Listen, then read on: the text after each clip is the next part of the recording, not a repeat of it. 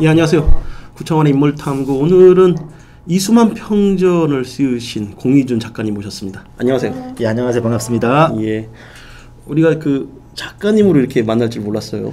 저도 굉장히 생소하게 느껴집니다. 저도 제가 작가란 거를 상당히 오랜만에 기억이 났어요. 아, 내가 작가였구나. 네. 자, 우리 공희준 작가님은 우리가 보면 트위터리안으로, 파워 트위터리안으로 유명하시죠. 그 트위터에 그 시사평론, 정치평론 많이 쓰시는데 원래 정치평론가로 활동하신 지가 얼마 되셨죠? 저는 평론가라고 부르는 거 굉장히 싫어합니다. 그래요? 저는 성공한 평론가보다는 실패한 기획자가 오히려 세상을 바꾸고 만들어 나가는 데는 훨씬 더 많이 기여한다고 믿는 사람이라 저는 평론가라는 호칭에는 굉장히 개인적으로 거부감을 가지고 있습니다. 네. 근데 뭐 보니까 책에도 보니까 시사평론가라고 소개되어 있던데. 출판사에서 그렇게 하자니 간 거죠. 그럴 줄 알았습니다. 자, 이렇게 그 시사평론도 하시고 예. 정치평론도 하고 또 기획자이시도 하는데 예. 보니까 이수만 평전이라고요. 제가 예. 책을 한번 소개해드리면 책이 굉장히 두껍습니다. 한 800페이지가 넘죠. 예. 이 책을 쓰게 된 이유, 뭐 어떤 계기에 대해서 소개를 좀 해주시죠. 가장 우선적인 거는 제가 워낙 소녀시대를 좋아했고요. 그래서 제가 지난달에 결혼을 했는데 제가 그래서 이제 저희 아내한테 허락을 득했습니다. 허락을 득템했어요. 소녀시대가 새로 판 나오면은 판 사도 돼 하니까 저희 아내가 사도 돼. 아니 근데 소녀시대가 좋아서 책을 쓰겠다는 건 충분히 이해됩니다. 예. 그 좀 소녀시대 소식 좀 저희도 저 궁금한데 어떻게 지내나요? 소녀시대가 이제 새로운 음반을 준비하고 있다고 저도 들었습니다. 왜냐하면 저도 실제로는 소녀시대를 만난 적은 없기 때문에 저도 언론에서 보도하는 바를 저도 그대로 전달하고 있습니다. 그래요? 예. 아니 옛날에 트위터에서 예. 소녀시대에 대한 그 중계를 많이 했던 걸로 기억나는데 보면은 소녀시대는 이제 소녀시대가 아니라 예. 이제 숙녀시대로 바뀌지 않았나요? 몇 년 전에 벌써 그랬죠. 예, 네. 몇 년 전에. 그건 지금 이제 그 결혼할 때도 된 것 같은데. 그래서 멤버들 중에 2명은 공식적으로 지금 공개 연애를 하고 있습니다. 일단은 수영은 영화배우 정경호 군과 네. 일단 군하겠습니다. 군과 연애를 하고 있고요. 네. 그리고 이제 유나라고 하죠. 보통 네. 그 한국 여자 아이돌계의 미모 완탑으로 칭송을 받고 있는 유나 양은 예. 역시 꽃미남 연예인으로 불리는 동시에 범생이 연예인으로 불리는 이승기 군과 연애를 하고 있다고 얼마 전에 공식적으로 발표를 했습니다. 아 그렇군요. 그러면 이 두 사람 그 소녀시대가 12명이지 않습니까? 9명이죠. 죄송합니다. 9명이죠. 엑소하고 제가 헷갈렸습니다. 9명인데 9명 중에 가장 먼저 결혼할 사람이 누구로 예측하시나요? 그런 거는 굉장히 위험 수위를 넘는 발언이기 때문에 안 하겠습니다. 야, 그러니까 뭔가 알고 있다라는 듯한. 아는 척을 해야죠 일단. 야, 그래서 9명 중에 누가 결혼할지를 알 것 같은 예. 우리 그 공희준 작가님. 제가 아내라 그러고요. 제가 만약에 며느리를 삼는다면은 저는 그 써니 양을 저는 며느리로 삼을 것 같아요. 아, 써니 양이요? 예, 왜냐하면 제가 이제 이 책을 쓰는 과정에서 이수만의 조카죠? 저도 친족합니다. 알게 됐는데 돈이 많다라는 건가요? 아니요, 그 이수만 회장 집안이 네. 아주 머리가 좋은 사람들이에요. 네. 그래서 그 큰형이 물리학과 교수를 하셨고요. 네.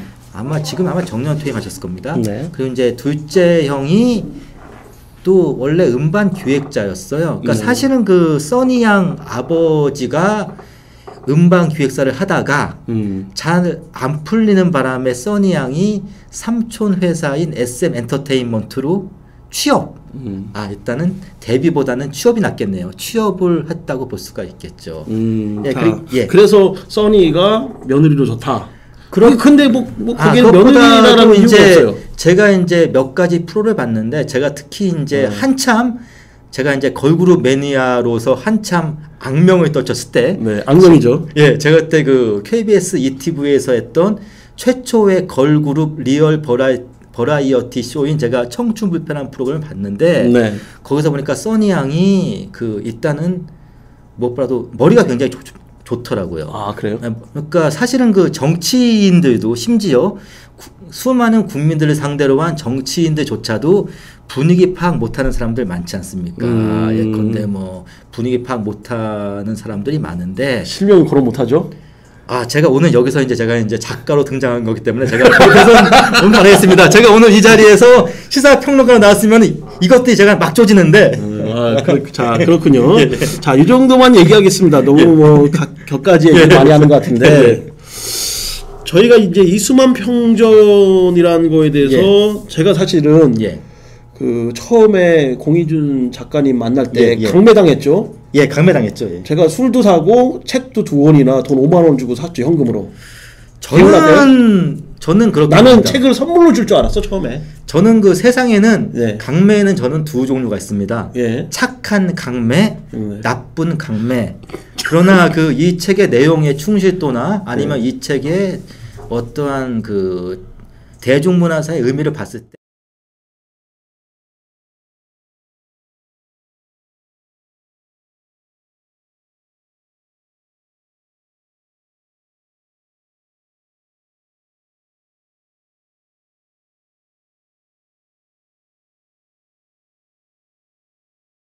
좋습니다. 자, 오늘 작가에 대한 예우 확실히 한번 해보겠습니다. 자, 이수만 평전 궁금했어요. 이수만 씨가 이렇게 평전까지 써야 될 정도의 인물입니까? 제가 인물이라고 제가 판단했겠었죠. 저는 그렇습니다. 저는 그 세상에는 몇 가지 창조를 한 사람이 있다고 봅니다. 물론 기본적으로 기독교적 신앙에 의하면은 창조는 신의 영역이지만은 뭐 천지 창조가 아닐 바에는 그 어떠한 그 카테고리나 산업을 창조한 게 있는데 이수만 회장 같은 경우는 저는 감히 이렇게 단언할 수가 있습니다. 한류를 창조한 사람이다. 단적으로 한류라는 말을 처음으로 사용한 게 중국의 언론이었습니다. 그 중국의 언론이 한류란 말을 사용할 때 다른 팀이 아니고 SM의 제가 알기로는 아마 신화일 겁니다. HOT였나요? 저도 사실 좀 가물가물한데 HOT입니다. 맞습니다. 그러니까 그 현재 HOT가 중국에서 보여준 활약상을 평가할 때 그러면서 중국 언론이 현지 언론이 한류라는 말을 처음으로 사용했습니다. 그것만 봐도 한류와 이수만 회장은 자동차와 포드 또는 산업혁명과 증기기관처럼 떼래야 뗄 수 없는 불가분의 관계라고 할 수가 있습니다. 그렇군요. 자, 뭐 이렇게 보면 이수만 씨에 대해서 저도 사실 동의를 해요. 이수만 씨가 그만큼 굉장히 어떤 그 연예 산업 분야에 새로운 그림을 그렸다라는 부분에 대해서 굉장히 동의되는데 그 이수만 씨 평전을 쓰면서 그래도 우리가 보면 한 뭐 기업인으로서도 나올 수도 있고 또 예술인으로서도 평가를 또 해야 되고 여러 가지가 믹스가 됐을 것 같은데 이수만 평전은 어떤 분야를 좀 집중적으로 파고 들어왔나요? 대중문화 산업이죠. 사실은 그 SM 엔터테인먼트가 이전에는 우리 사회에서 연예는 하나의 장사였어요. 장사죠, 장사인데 SM 엔터테인먼트를 거치면서 연예가 비즈니스로 한 단계 업그레이드 됐고요. 동시에 비즈니스에서 다시 한번 산업으로 또 한번 업그레이드가 됐죠. 그러한 자신감의 바탕에서 이수만 회장이 SM은 CT, 곧 컬처 테크놀로지, 문화 기술을 가진 기업이라고 자신있게 단언을 한 겁니다. 그렇군요.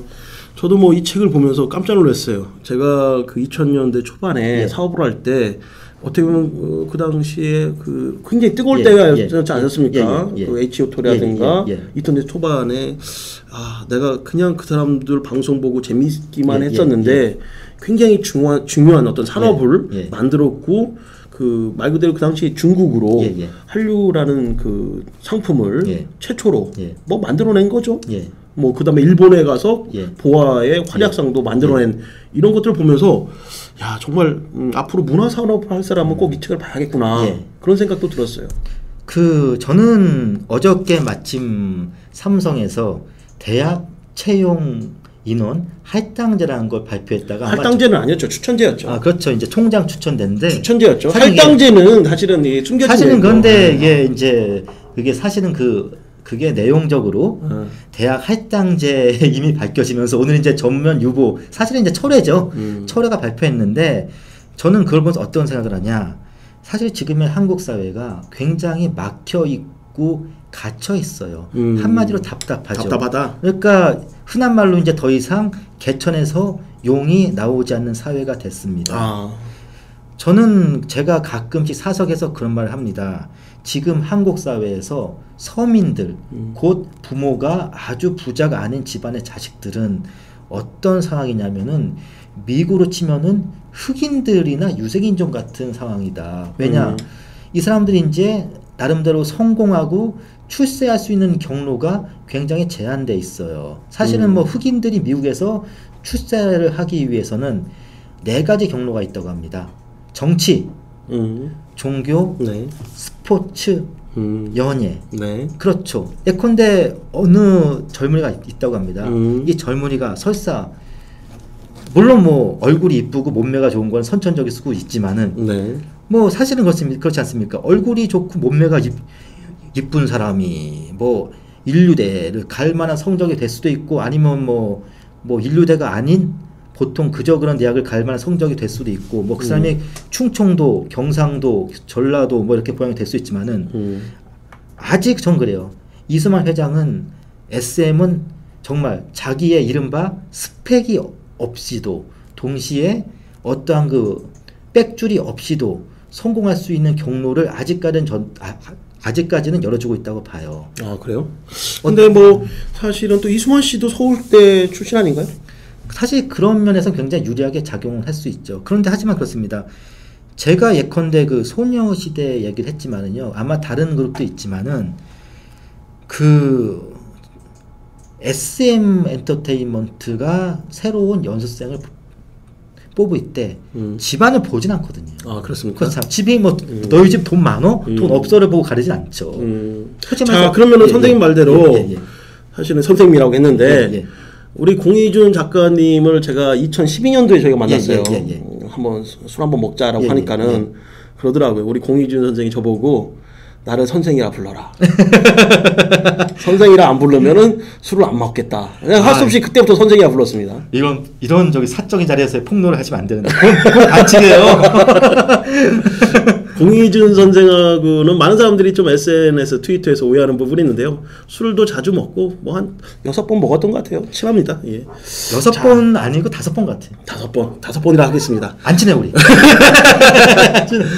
자, 트위터에서 친한 걸 보여준 적이 없습니다. 근데 굉장히 소탈하시고 술자리에서 보면은 정말 재미난 얘기들을 또 우리가 알 수 없는 얘기들을 잘 풀어주시는 분으로 제가 이해하고 있고 또 존경하고 있습니다.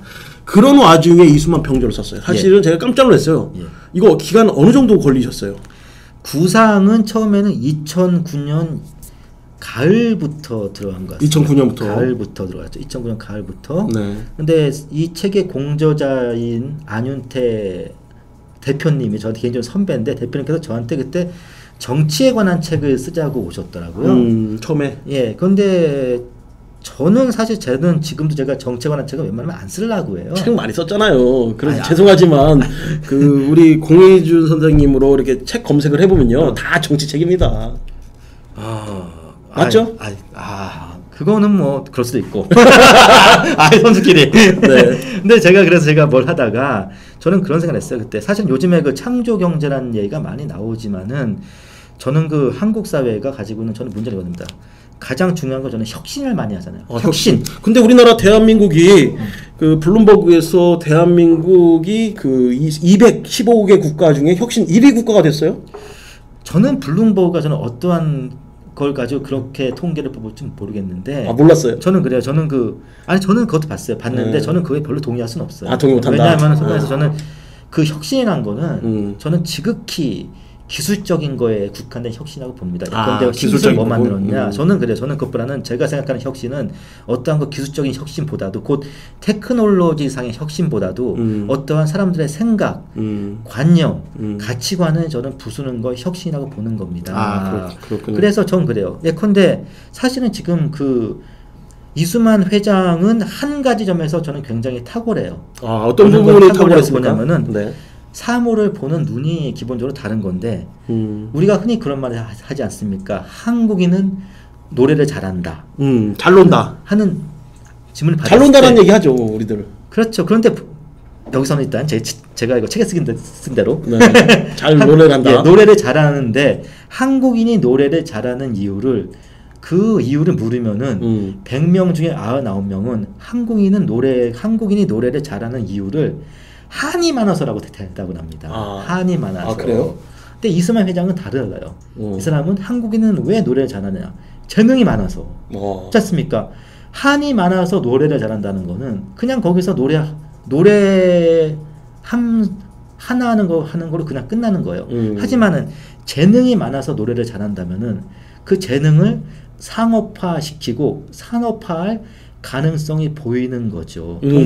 자, 좋습니다. 뭐 우리 이수만에 대해서 우리 공희준 작가님이 사실 800페이지로 얘기하셨으니까 여기다 얘기하라면 뭐 몇 시간 동안 얘기하셔도 뭐 시간이 모자랄 것 같습니다. 제가 궁금한 것들만 얘기하겠습니다. 제가 이 책에서 가장 그 좀 내용의 분야가 많았던 게 보화였어요. 이 보화가 보니까는 좀 다양한 에피소드, 아까 말한 대로 창조 어떤 이런 부분에 하나는 사례로 얘기할 수 있을 정도로 전혀 무명의 초등학생을 데뷔를 시켰잖아요. 뭐 그 과정에 대해서 좀 풀어주시죠. 보화가 사실 뭐 몇 달 후에 이제 지방선거가 있죠. 그런데 보아 아버님이 예전에 선거를 나가셨어요.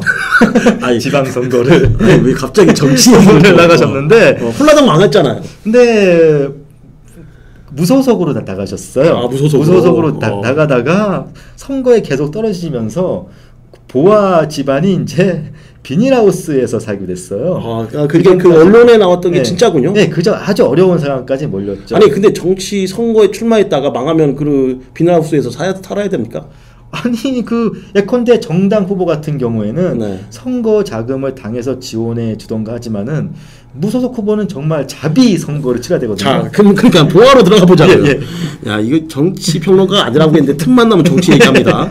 자, 그 보화가 보니까는 그렇게 가정 환경이 좀 처음부터 어려운 건 아니었고. 어려운 건 아니었죠. 그런데 그러다 이제 보화가 마침 이제 보화가 이제 구리시에 거주했는데 그쪽에서 무슨 백화점에서 댄스 행사를 열었나 봐요. 경연대회? 경연대회를 열었다고 합니다. 그러니까 거기 백화점에 온 손님들 대상으로. 근데 거기에서 보아가 춤을 췄는데 그리고 제가 여기서 말씀드릴 거는 SM이 가장 강조하는 기능 중에 하나가 스카우트 기능이에요. 한마디로 인재 영입이죠. 한마디로 이수만 회장이 직원들에게 강조하는 이유가 이겁니다. 항상 부여하는 과제가 널리 사람을 구해와라. 그래서 SM에 있는 매니저들 중에서 캐스팅 디렉터라는 사람도 있습니다. 캐스팅 디렉터들이 일종의 이제 길거리를 다니면서 캐스팅을 하는데 혹가면 그 사람들이 문자 그대로 끼와 재능이 있을 만한 청소년들을 만날 수 있는 공간을 전국에 다 이거 돌아다니는 거죠. 춤 좀 잘 춘다는 애들을 만나기 위해서. 그 중에 그럴 것 같으면 그 사람들이 업무에서는 아마추어 댄스 경연대회도 반드시 한 번은 거쳐야 할 공간이고요. 거기서 이제 SM의 캐스팅 디렉터 일을 담당하는 매니저 중에 하나가 그걸 본 겁니다. 보아를 딱 본 거예요. 근데 이 책을 보니까 이수만이 그 보아를 캐스팅해 오면서 부모님한테 설득해서 본인이 키우겠다라고 허락을 받고 실제 굉장히 오랫동안 훈련을 시켰어요. 초등학교 때 데뷔해서 보낸 게 아니라 뭐 외국어 공부만 한 3년. 실제 뭐 춤도 그 일본에 가서 숙식도 하게 하면서 굉장히 오랫동안 훈련을 했는데 그 당시에는 지금 훈련 방식이 연예인들 훈련 방식이 이런 방식 비슷한가요? SM이나 JYP 또는 YJ처럼 3대 기획사로 불리는 곳들에서는 몇 년간 데뷔 훈련을 시켜요. 지금도요? 몇 년간 데뷔시키고요. 그리고 이제 보아 같은 경우는 좀 특수한 경우였죠. 한마디로 보아한테는 이수만 회장이 우리가 좀 속된 말로 몰빵을 한 거죠. 올인을 한 거죠. 올인을. 그런 얘기도 나와요. 본인이 이수만 보아의 권보아죠 이름이. 권보아의 실명인데 권보아 부모님에게 보아 같은 경우는 10년에 한 번 나올 만한 그런 그 스타성, 어떤 재능을 가지고 있다 해서 설득을 했던 것 같은데 이 보아 같은 경우는 지금 이제 SM의 어떤 이사로도 활동하고 있습니다. 다른 사람들과는 달리 이수만 회장이 보아를 트레이닝한 과정은 옛날 조선시대에 왕이 세자를 훈련시킨 과정과 비슷한 면도 있어요. 한마디로 저희가 플라톤이 쓴 국가에서 나온 대로 철인 교육을 시켰어요. 사실은 단순히 보아에게 이수만 회장이 춤과 노래만 가르친 것이 아니라 네. 하나의 완벽한 인간이 되기 위한 철인 교육을 시킨 거예요. 보니까는 실제 외국어 교육뿐만 아니라 예절 교육, 그렇죠. 다양한 교육들 많이 시켰고, 그렇다고 하면은 실제 성공도 보아가 많이 했는데 이 보아 이후는 그렇게 성공한 스토리를 당분간 또 없었어요. 불미스러운 사건이 있었죠. 그게 뭐였죠? 이수만 회장이 그때 여러 가지로 검찰에 이제 불려다니고 저기 수배를 내리는 그런 사건이 외국에 한참 동안 있었죠. 그럴 것 같으면 이수만 회장이 이제 사실 도피죠. 외국에 상당 기간 도피해 있었는데 그 기간 동안에는 이제 이수만 회장이 외국에 도피해 있는 망명이라고 할까요? 망명이죠, 망명. 망명까지는 아니고 사실 도피. 그래서 제대로 그 회사를 회사를 어려웠고. 그럴 것 같으면 회사를 컨트롤하기 어려웠던 부분보다도요. 이수만 회장 같은 경우는 자기가 대비시키는 또는 활동시키는 팀과 가수에 대해서 아주 세세한 부분까지 직접 관여합니다. 근데 이수만 회장이 없었을 때 SM에서 데뷔한 가수나 팀들이요. 이수만 회장의 관리를 전혀 안 받았어요. 그래서 제가 이제 어느 팀이라고 제가 말 안 하겠습니다. 네. 제가 그 팀에 이제 어떻게 보면 이수만 회장의 공백기 중에 데뷔한 팀 걸그룹이 하나 있었어요. 네. 그래서 저도 예전에 한번 이 책을 쓰면서 유튜브에서 그 팀이 한번 공연 장면을 찾아봤는데 네. 제가 정말 그걸 보고 깜짝 놀랐어요. 비주얼, 댄싱, 보컬 전부가 전혀 SM답지 않았습니다. 그렇죠. 자, 또 하나가 이게 보니까 책에서 보니까는 이수만 씨는 굉장히 최초의 어떤 일들을 많이 했던 것 같아요. 회사를 또 코스닥에 최초로 그렇죠. 입성시켰죠? 상장시켰죠. 상장을 등록을 시켰죠. 자, 어떻게 보면 다 최초의 역할들을 많이 했어요, 이수만 씨가. 어떻게 보면 후배들도 이런 사업을 똑같이 흉내낼 수 있는 그런 부분들을 많이 만들어서 결국에는 지금의 연예 산업은 훨씬 많이 커진 그런 상황도 됐는데, 좀 그런 부분에 대해서는 어떻게 봅니까? 그 연예 산업을 좀 이렇게 거대화, 어떤 규격화 만든 이런 부분에 대해서. 한국의 그러니까 보통 비포 애프터가 있죠. 네. 우리나라 보통 가수들 치면은 조용필 이전 이후로 나눌 수가 있습니다. 네. 그렇다면은 가수를 관리하는 어떠한 이제 회사의 기획자적인 봤을 때는 이수만 이전과 이후로 나눌 수가 있는데, 근데 참고로 그런데 이수만 회장이 어렸을 때부터 새로운 거에 대한 호기심이나 탐구욕이 굉장히 강했던 사람이에요. 어렸을 때부터. 그러니까 어떠한 트렌드에 대해서 어떠한 새로운 트렌드나 사조나 유행을 흡수하는 능력이 굉장히 빠른 트렌드에 사람입니다. 대해서 새로 캐치하는 능력이 굉장히 뛰어나군요. 그렇죠. 그러기 때문에 이 사람이 어떻게 보면 잘 안 알려진 부분이지만은 이수만 회장이 통기타 가수였었어요. 그러니까 저희가 통기타 가수로서도 굉장히 빨리 갔었고, 동시에 한때 또 잘 안 알려진 부분입니다. 이수만 회장이 락커로도 활동한 적이 있어요. 락커로도 그때도 물론 잘 성과는 안 좋았고, 그리고 이제 이수만 회장이 발라드도 거의 초창기 멤버였습니다. 이수만 회장이 불렀던 노래 중에 사랑하고 망고란 노래가 있습니다. 오케이. 자, 지금 질문이 하나 막 들어왔어요. 우리가 막 이제 이수만 씨에 대해서 얘기를 하니까 한류로 다시 컴백하라고 질문이 막 들어왔는데, 어떻게 보면 한류를 최초로 만들었지 않습니까? 만들고 그 다음에 최근에 소녀시대까지 아까 처음에 우리가 방송 시작하면서 최근에 엑소죠. 으르렁 거기까진 몰라요. 자, 근데 이 한류가 맞습니까? 지금 제대로 되고 있는 거 맞습니까? 이런 문제점과 어떤 개선 방안에 대해서 물어보는 분이 있네요. 공희준 작가님은 이 한류의 문제점과 개선 방안에 대해서 어떻게 생각하시냐? 저는 물론 문제점도 많고 개선 방안도 많습니다. 그러나 저는 한류는 아직까지도 완벽히 발아한 식물이라고 볼 수가 없습니다. 우리가 좀 더 아끼고 격려해줘야 할 부분이 더 많습니다. 질책하고 비판해야 할 부분보다는요. 저는 아끼고 격려할 부분이 더 많다고 보고요. 그리고 솔직히 말해서 우리나라가 지금 현재 삼성 휴대폰과 현대 자동차 빼면은 또 앞으로 우리나라를 앞으로 장기적으로 먹여 살릴 게 또 뭐가 있겠습니까? 한류밖에 없습니다. 아 그래요? 한류. 그렇죠.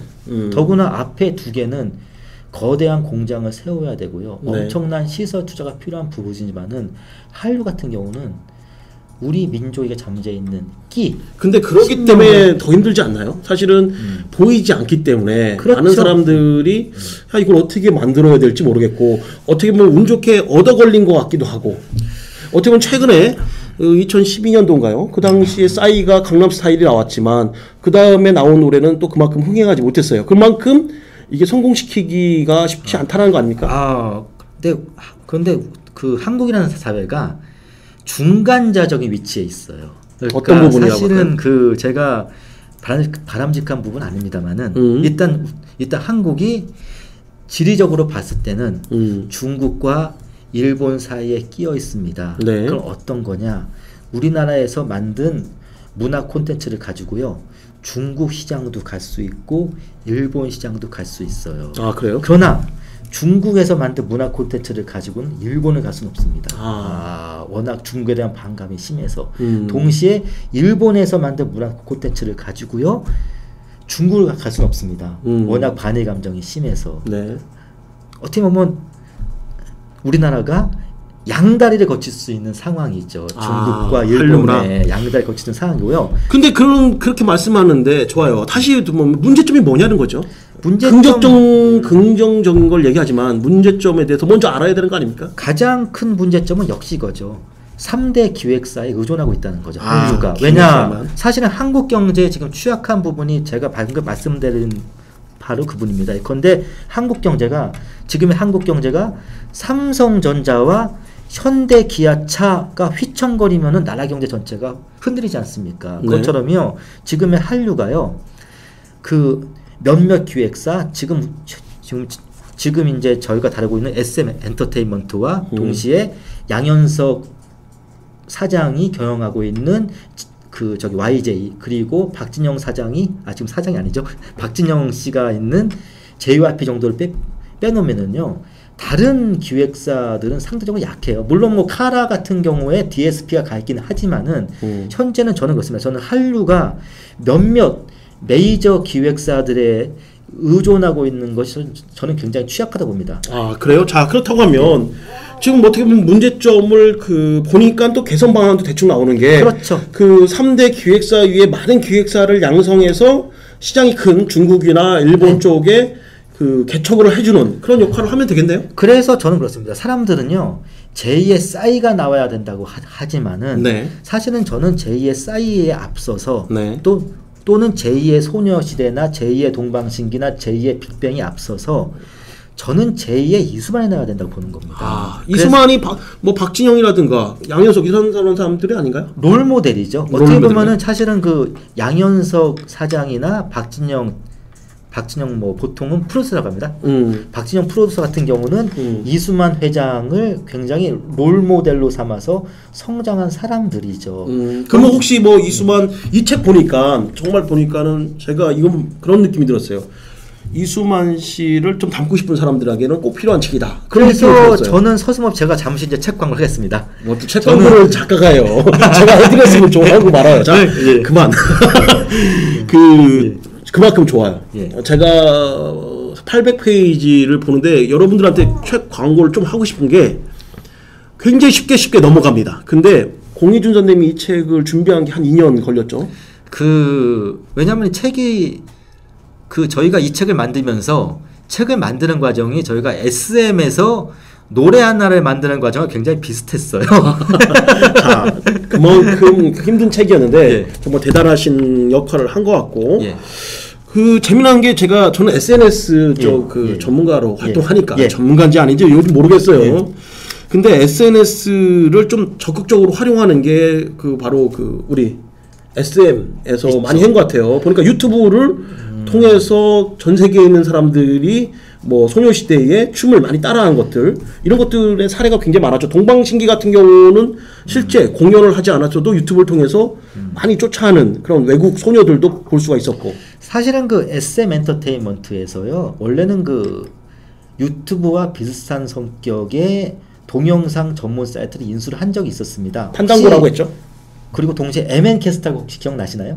지금 문 닫은 그게 SM이 인수까지 했었어요. 아, 그랬어요? 했는데 계속 적자만 내고 망한 상태인데 거의 뭐 지금 문이 닫은 상태인데 MN캐스트. 예. 그런데 그 MN캐스트가 근데 어떻게 보면 이수만 회장이 결단을 내린 거죠. 그러니까 저희가 봤을 때 이수만 회장의 특징이 뭐냐면은 자기가 해도 안 되는 거는 과감하게 포기하는 게 있습니다. 예컨대 제가 이제 저기 위키트리 방송국이 있는 게 정동길인데 정동극장. 예. 바로 정동극장 앞에 보니까 이제 돌아가신 이영훈 작가의 이제 광화문 있더라고요. 예. 광화문 용가. 그런데 이수만 회장이 가장 흔히 말하는 넘사벽의 감정을 품고 바라본 것이 이영훈, 이문세 팀이었습니다. 아, 그래요? 어떻게 보면 이수만 회장이 자기가 이제 발라드 가수라고 하면서 자기도 이제 한번 가장 어떻게 보면 질투감을 느꼈을 것 같아요. 했는데 그 커플 사이가. 어떻게 보면 저는 그래서 만약에 그 이수만 회장이 가수로 활동했을 때 이영훈, 이문세의 벽을 넘었었다면은 이 사람이 SM을 안 만들었을 것 같아요. 계속 가수를 했지. 그러네요. 마찬가지로 MN캐스트가 그저 그렇게 잘 나갔으면은 SM이 유튜브에 합류하지 않았을 텐데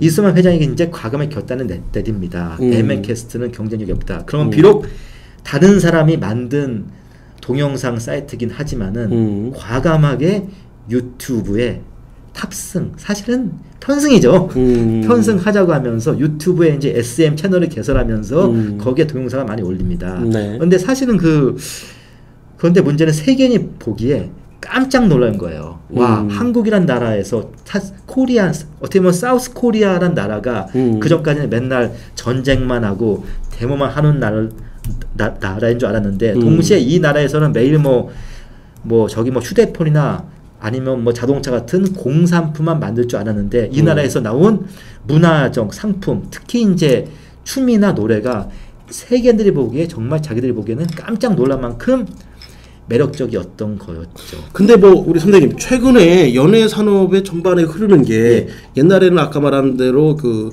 SM에서 캐스팅해서 오랜 동안 훈련을 시켜서 데뷔시키는 어떤 시스템에서 최근에는 오디션으로 해서 깜짝 스타들을 발굴하는 이런 걸로 좀 바뀌지 않았나요? 근데 저는 거기에 대해서는 저기 진행자님과는 좀 다른 시각인데요. 시각 얘기 안 했어요. 알겠습니다. 일단은 물론 오디션이 여기면 대세긴 한데, 근데 사실은 그러니까 이제 오디션도 이제 좀 한물 가는 약간 퇴조하는 느낌도 있어요. 그래요? 왜냐하면 그런 게 한 게 오디션으로 데뷔한 사람들 같은 경우도요. 대부분의 사람은 오디션으로 막상 대부분 사람들은 오디션을 거쳐서 데뷔는 했다가도 결국은 우리가 흔히 말하는 메이저 기획사의 품으로 귀순합니다. 귀순이 아니라 관리 받으려고 하는 거죠, 사실은. 그렇죠. 매니지먼트를 받아야 되니까. 그렇죠. 사실 보니까 제가 찾아보니까 2013년도에 가장 많은 검색어를 차지한 사람이 박근혜도 아니고 안철수도 아니었대요. 누구였어요? 클라라였대요. 클라라였다고 합니다. 구라라. 네, 그렇죠. 우리 구씨 가문에 구하라고 이게 구라라. 야, 네, 구씨 가문입니다. 그런데 저는 뭐 클라라 양이 물론 시구를 그때 그 프로야구장에서 시구를 나올 때 아주 야시시한 타이트한 옷을 입고 나서 깜짝 떴는데 그 이후로 계속 끊임없는 구설수에 휘말렸어요. 왜 그러냐면은요, 체계적인 관리를 못 받는 겁니다. 지금은 소속사 들어갔나요? 원래부터 저는 있는 걸 알고 있어요. 알고 있었는데 관리를 제대로 받아서 SM처럼 제공하는 타이트한 관리를 받지 못했다는 거죠. 그렇다고 하면 제가 우리 공희준 사님한테 하나 궁금한 게 저희 딸이요. 노래를 정말 못해요. 이 방송에다가 얘기했습니다. 딸아, 너는 가수가 안 돼. 노래 부르면 안 돼. 이렇게 하는데 많은 친구들이 뭡니까? 이렇게 그 연예 산업에 들어가려고 해요. 어떻게 해야 좀 스타가 될 수 있나요? 어렵네요.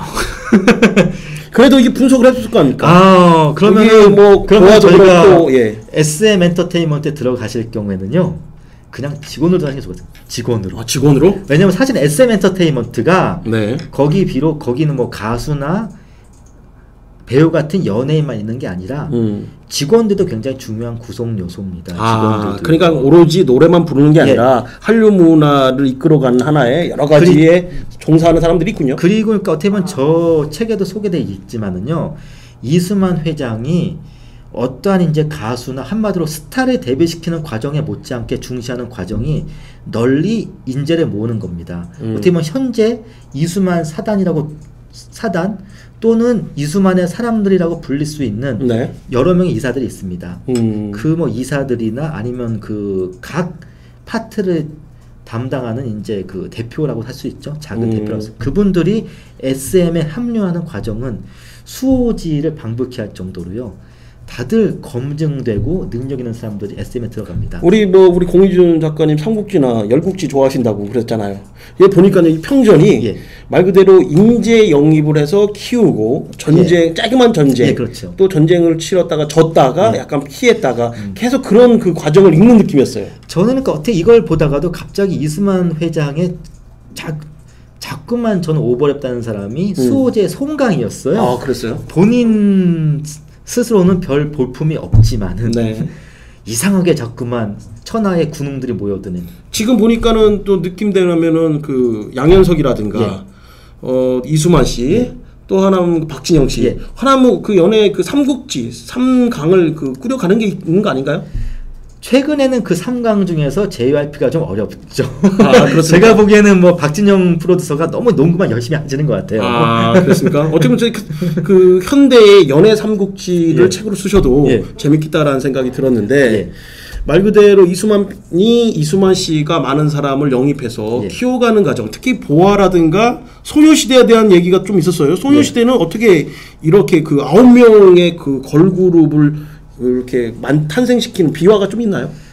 이수만 회장은 끊임없이 다른 사람의 모델을 연구하는 사람입니다. 예컨대 이수만 잘 안 알려졌지만은요, 이수만 회장이 기계학부에서는 기계학을 전공했고요. 공대 출신이죠? 예, 그렇죠.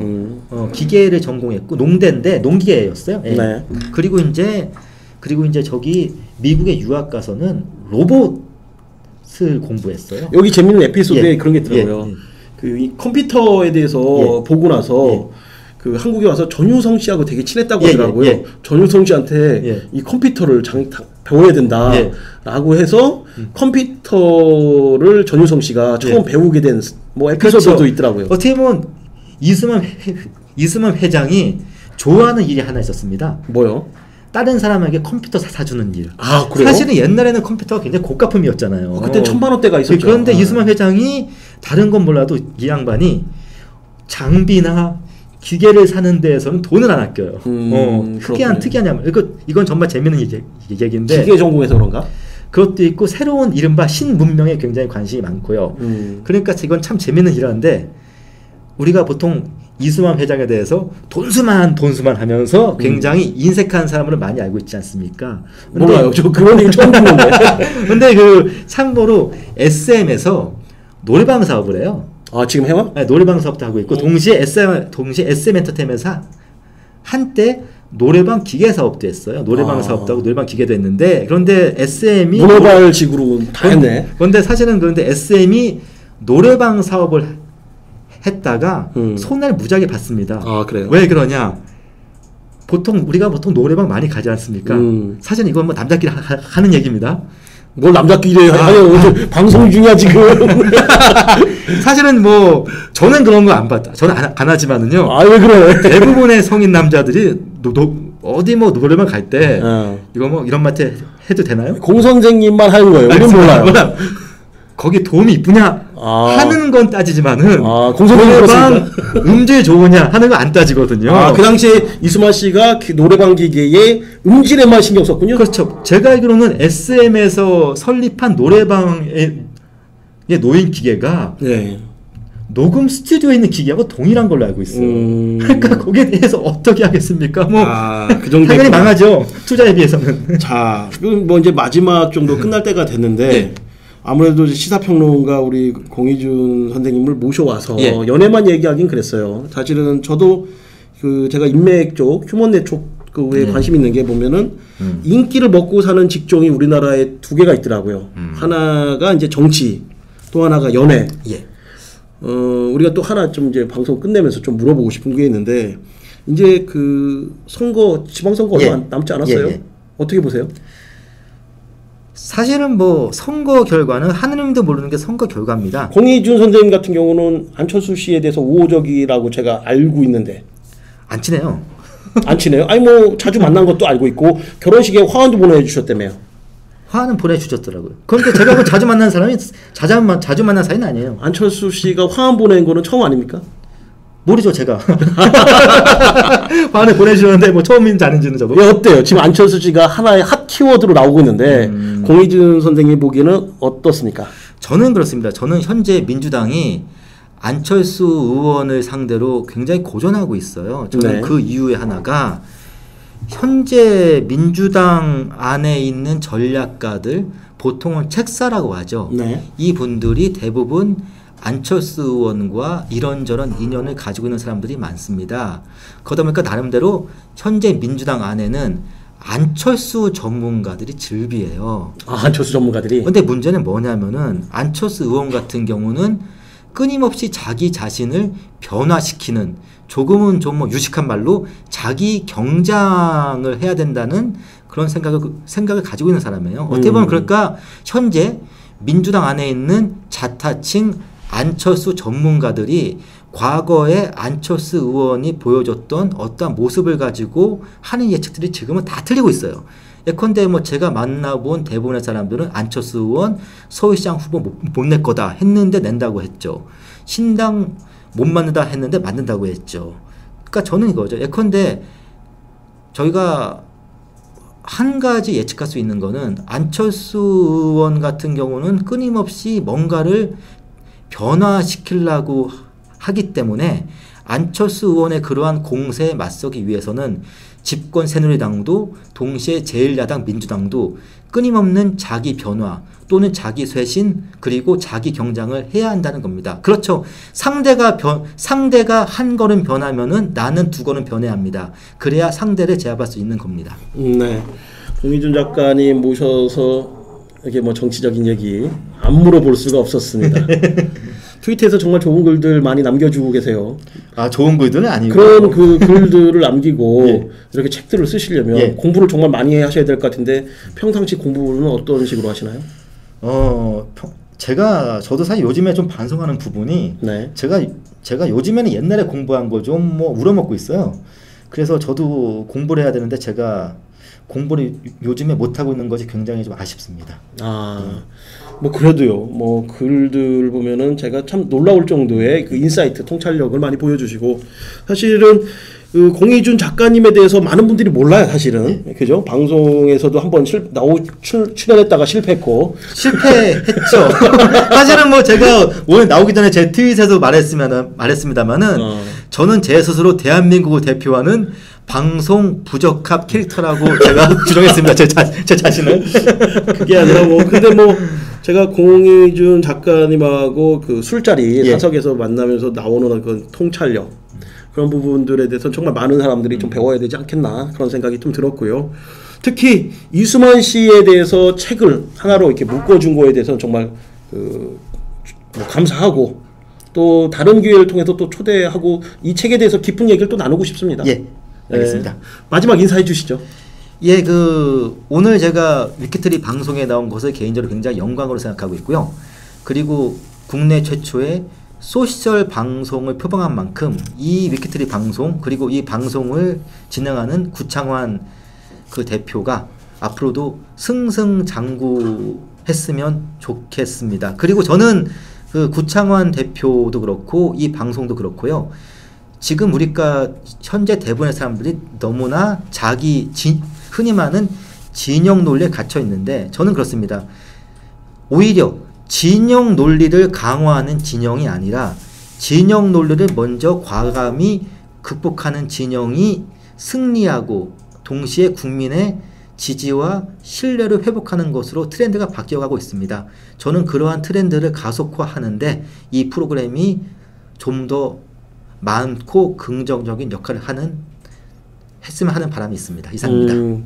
우리 작가님 이게 마지막에 제 인사하고 끝내려고 했는데 예. 저 진영 논리 없어요. 선수끼리. 저희 보면은 오늘 구창원의 인물탐구 공희준 시사평론가이자 또 요 이수만 평전 다시 한번 소개해드리겠습니다. 이수만 평전의 저자십니다. 굉장히 두꺼운 책이고요. 여러분들 연예산업 또 한류 문화산업에 대해서 관심 있으신 분들 한번 꼭 읽어보셔야 될 필독서라고 생각해서 오늘 모셨습니다. 다음 시간에 또 뵙도록 하겠습니다. 감사합니다. 감사합니다.